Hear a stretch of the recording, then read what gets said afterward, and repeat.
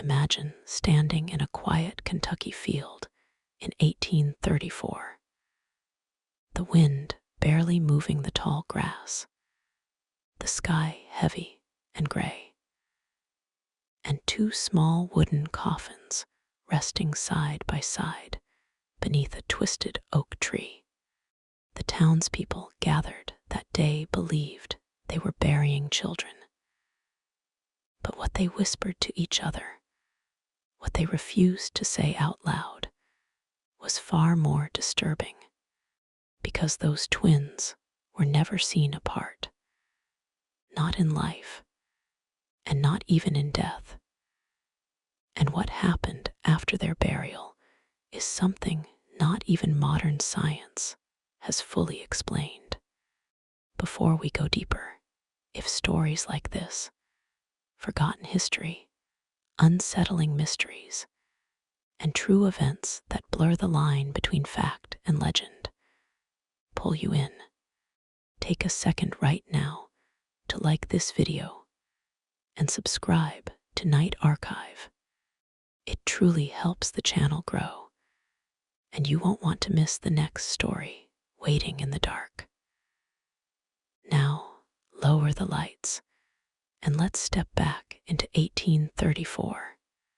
Kentucky in the 1830s was a place of wide farmland, wooden homesteads, and long stretches of silence broken only by insects and distant horses. News traveled slowly. Rumors traveled faster. And in the early spring of that year, something was born that would divide a small rural community in ways no one expected. The Harrow family lived just outside a settlement near the Kentucky River. Thomas Harrow was known as a reserved but honest farmer. His wife, Eleanor, was quiet, deeply religious, and had already suffered 2 miscarriages before this pregnancy. So when word spread that she was expecting twins, the town saw it as a blessing. A miracle, even. But blessings, as history often shows us, can carry shadows.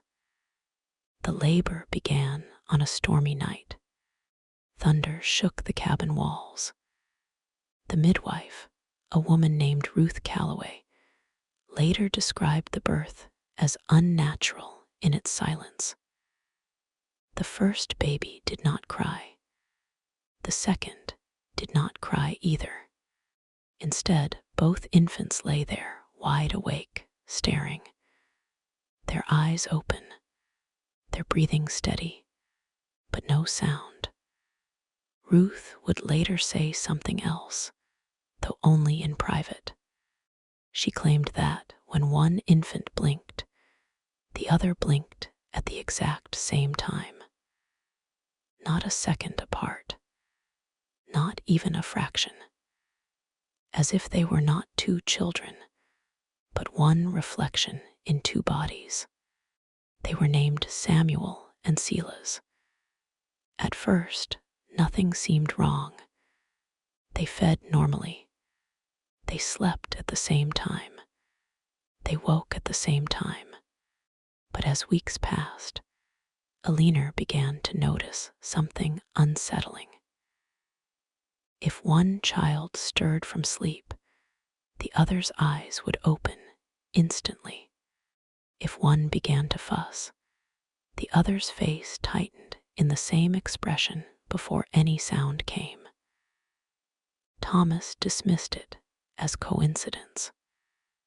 Twins are known to share deep bonds, but this felt different. Neighbors who visited the cabin left with a strange discomfort they could not explain. It was the way the boys stared, not at faces, but through them. By the age of 2, the boys refused to be separated. If Eleanor carried one outside, the other would begin screaming inside the cabin, before she even reached the door. If one scraped a knee, the other would clutch his own leg and cry in pain, despite having no injury.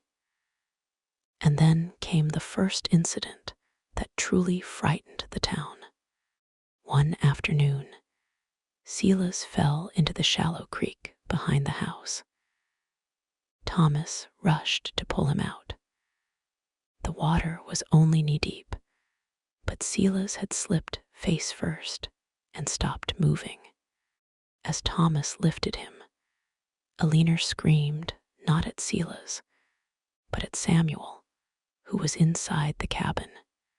Samuel had collapsed to the floor at the exact same moment, gasping for air as though drowning in invisible water. Both boys recovered, but the story spread. Some said it was a medical curiosity. Others whispered about spirits. A traveling preacher passing through town warned that God does not divide a single soul into two vessels without reason. As the boys grew older, their connection intensified. They began speaking in a private language no one else understood. Not gibberish, structured sounds, patterns, conversations. When separated into different rooms, they would fall silent, only to resume their strange dialogue the moment they saw each other again. Then came the night that changed everything. It was late autumn, the air cold. Alina awoke to complete silence. Too complete. No crickets, no wind, no breathing from the small bed across the room. She rose with a lantern in hand and approached the twins' bedside. They were sitting upright, both of them, eyes open, staring at the wall. She whispered their names. No response. And then, slowly, both boys turned their heads toward her at the exact same speed. Their mouths opened, and in perfect unison they said, "He is standing behind you." Alina did not turn around. She couldn't. Thomas later claimed she fainted. Alina insisted there was no one behind her, but she also admitted something else. She felt watched, not by a person, but by something heavy in the room, something pressing against her chest. After that night, Alina refused to sleep in the same room as the boys. Winter came early that year. Illness swept through the settlement, fevers, coughs, chills.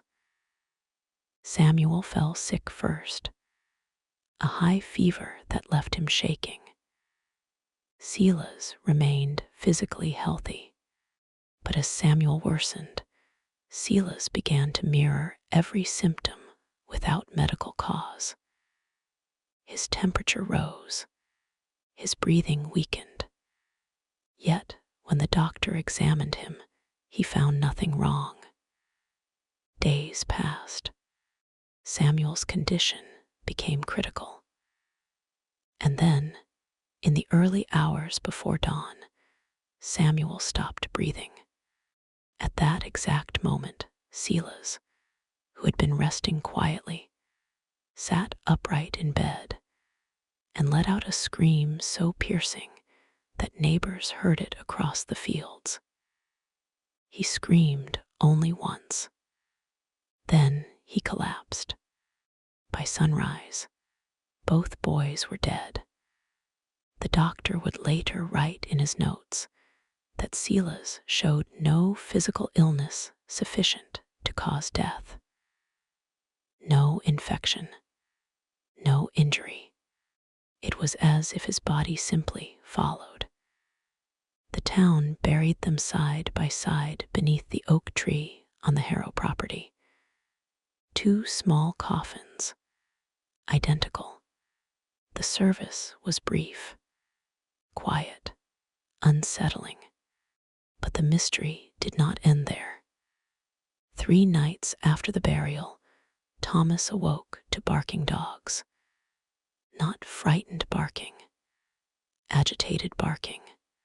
He stepped outside with a lantern and saw something near the oak tree.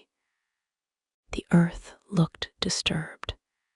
He told himself it was animals. The next morning, he checked the graves. The soil above both coffins had sunk inward slightly, as though something beneath had shifted.